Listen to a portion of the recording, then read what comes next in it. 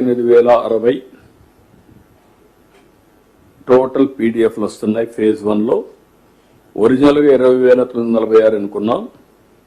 Total R&R colonies 75, 26 complete అయినాయి, 49 under construction ఉన్నాయి.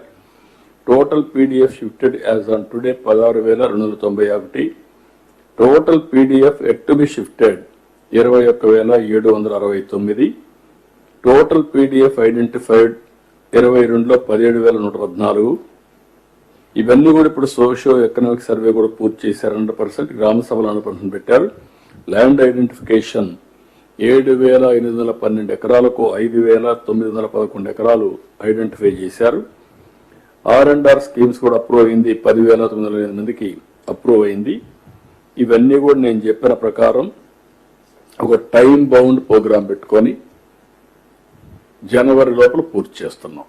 Every month there is a clear cut mile stones. ఆ mile stones అన్ని పూర్తి చేసి ఈ ప్రాజెక్ట్ ని, ఎందుకంటే నేను ముందే చెప్పాను, ఎప్పుడు కూడా పోలవరం ఆంధ్రప్రదేశ్కి ఒక వరం, పోలవరం ఆంధ్రప్రదేశ్కి ఒక జీవనాడి.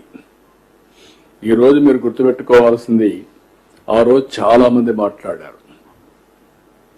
ఆ రోజు ఇక్కడనే లిఫ్ట్ ఇరిగేషన్ ఏదైతే మనం పట్టిసీమ లిఫ్ట్ 10 years 11 years అయింది. 1 yearలో పూర్తి చేశాం. దగ్గర 1,100 కోట్లు, ఆ ప్రాంతాల్లో 1200 కోట్లు ఖర్చు పెట్టాం.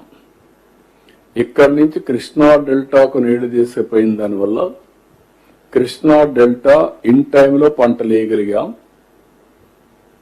ఏదో సైక్లోన్ నుంచి కాపాడుకోగలిగాం. అంత మునుపు నీళ్లు లేనటువంటి వెస్ట్ గోదావరి జిల్లాలో ఏదైతే ఈ యొక్క చేపల చెరువులకి నీళ్లు లేకపోతే నీళ్లు ఇవ్వగలిగాం. అంతేకాకుండా ఇక్కడ వాడే నీళ్లు శ్రీశైలంలో పొదుపు చేసి రాయలసీమకి ఇవ్వగలిగాం. రాయలసీమలో ఈ 10 yearsలో పెను మార్పులు వచ్చాయి. It is a game changer. ఒకప్పుడు ఎడారిగా ఉన్నటువంటి రాయలసీమ అనంతపురం జిల్లా ఈరోజు ఒక్క గొల్లపల్లి రిజర్వాయర్ కట్టి కియా మోటార్స్ తీసుకొచ్చి ఆ ప్రాంతమైన పెను మార్పు జరిగే పరిస్థితి వచ్చింది. ఈరోజు ఇండియాలో హైయెస్ట్ హార్టికల్చర్ పండ్ల తోటలు ఎక్కువ ఉండే ప్రాంతం ఏదంటే Andhra Pradesh, not Maharashtra, not UP, Andhra. అందులో ఎక్కడి నుంచి వస్తుందంటే రాయలసీమ. ఇప్పుడు అదే రాయలసీమని రాబోయే రోజుల్లో ప్రపంచంలోనే గ్లోబల్ హబ్ గా తయారు చేయాలనుకుంటున్నాం. Not only for India, it will be global hub. Climate ఒక అడ్వాంటేజ్ ఉంది, లాజిస్టిక్స్ ఉన్నాయి, ఇప్పుడు నీళ్లు ఇస్తున్నాం. రాయలసీమ పరిస్థితి టోటల్ గా ఆంధ్రాని మించి రాయలసీమ అభివృద్ధి అయ్యే పరిస్థితికి వచ్చింది. దానికి కారణం అక్కడుండే అడ్వాంటేజెస్. అందుకే ఒకప్పుడు మీరు గుర్తుపెట్టుకోవాల్సింది, ఈ ప్రాజెక్ట్ అనేది నా మనసుకు చాలా దగ్గరుండే ప్రాజెక్ట్. ఫస్ట్ డే ఇక్కడ మీరు ఉన్నారు, చాలా మంది ఫస్ట్ డే నుంచి కూడా ఈ ప్రాజెక్టులో మీరు అసోసియేట్ అయ్యారు. నేను వచ్చినప్పుడంతా వచ్చారు. నేను సోమవారాన్ని పోలవరంగా పెట్టుకున్నాను. ఎవ్రీ మంత్ ఒకసారి, ఒక నెలకు కానీ 2 నెలలకు ఒకసారి 60 సార్లు 70 సార్లు ఇక్కడికి విజిట్ చేశాను. ఎన్నో కష్టాలు, ల్యాండ్ ఎక్విజిషన్ అవన్నీ కూడా పరిష్కారం చేశాం. కాంట్రాక్టుల్లో చాలా సమస్యలు వస్తే అవన్నీ అధిగమించాం. 72% పూర్తి చేశాం. 5 ఏళ్లు వెళ్ళొచ్చేసింది, 2% పూర్తి చేశారు. మళ్ళీ పట్టిసీమని మాట్లాడితే పట్టిసీమ అనవసరం, ఎక్కడ నీళ్లు తీసుకుపోతారని మాట్లాడారు, రాజకీయం చేశారు. పట్టిసీమను కట్టనీయకుండా చేయడానికి విశ్వ ప్రయత్నాలు చేశారు. ఆ రోజు నేను పట్టిసీమను గాని చేయకుండా ఉండుంటే ఈరోజు రాయలసీమకు అన్ని నీళ్లు ఇచ్చేవాళ్ళం కాదు. రాయలసీమకు అన్ని నీళ్లు ఇవ్వకపోయి ఉంటే రాయలసీమ ఈరోజు ఇంత అభివృద్ధి అయ్యేది కాదు. ఈ సంవత్సరం మీరు ఒక్కసారి చూస్తే నాకు ఒక్కొక్కసారి అనిపిస్తుంది, మీరు అందరూ కూడా చూశారు, నేను ఎంత అటాచ్ చేయాలంటే ఈ ప్రాజెక్టుతో. నాకు ఒక జీవితంలో ఒక కోరిక, ఒక ఆశయం, పోలవరం పూర్తి కావాలి, నదులు అనుసంధానం చేయాలి, తద్వారా ఈ రాష్ట్రంలో కరువు అనే మాట రాకుండా చేయాలని చాలా ప్రయత్నం చేశాను. ఆ తర్వాత వీళ్ళు చేసిన తర్వాత కొన్ని రోజులు నిద్రపోయిన పరిస్థితులు ఉన్నాయి, నిద్ర రాని పరిస్థితులు. ఇంత మంచి ప్రాజెక్ట్ ని గోదావరిలో ముంచేశారని చాలా బాధపడ్డాను. నాకంటే ఎక్కువ బాధపడిన వాళ్ళు ఉండరు, ఎందుకంటే this is my brain child. First day మీరు గుర్తుపెట్టుకోవాలి, ఈ ప్రాజెక్టు నేను ముఖ్యమంత్రి అయిన తర్వాత 2014 ఎలక్షన్స్ అయిన తర్వాత 7 మండలాలు తెలంగాణలో ఉన్నాయి.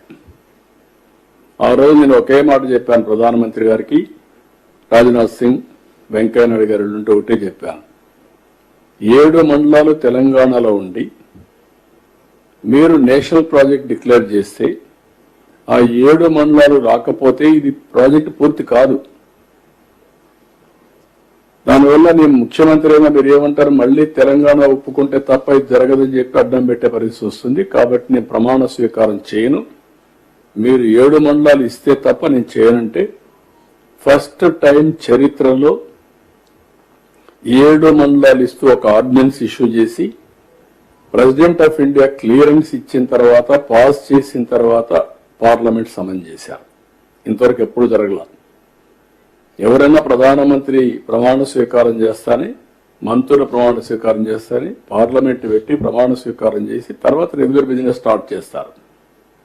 ఈ ప్రాజెక్ట్ ని అట్లా కాకుండా అవుట్ ఆఫ్ టర్న్ తీసుకొని చేశారు. కాబట్టి ఆ రోజు ప్రధానమంత్రి గారు చూపించిన చొరవ గాని, బీజేపీ తీసుకున్న చొరవ వల్ల ఈ రోజు ఆ ప్రాజెక్టు సాధ్యమైంది.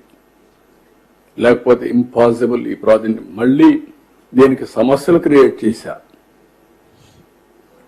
అదే మరిగా నేను రాష్ట్రంలో మీరు చూస్తే 65,000 కోట్ల రూపాయలు 5 ఏళ్లలో ఖర్చు పెట్టాం. 14-19 వీళ్ళొచ్చి 12,000 కోట్లు ఖర్చు పెట్టారు. రాయలసీమలో 12,000 కోట్లు ఖర్చు పెడితే వీళ్ళు 2,000 కోట్లు ఖర్చు పెట్టారు. నేను ఈ ప్రాజెక్టుల మీద అన్యాయం జరుగుతా ఉంది అని నేను జిల్లాలో పర్యటన చేశాను. పర్యటన చేస్తే ఈ మొత్తం రాష్ట్రంలో ఈ ప్రాజెక్ట్స్ అన్ని నిర్వీర్యం అయిపోయినాయి, మీరు అన్యాయం చేశారు, పోలవరం ఇట్లా చేశారు, ఈ ప్రాజెక్టులన్నీ అన్యాయం జరిగిందని పోతే నన్ను అరెస్ట్ చేశారు.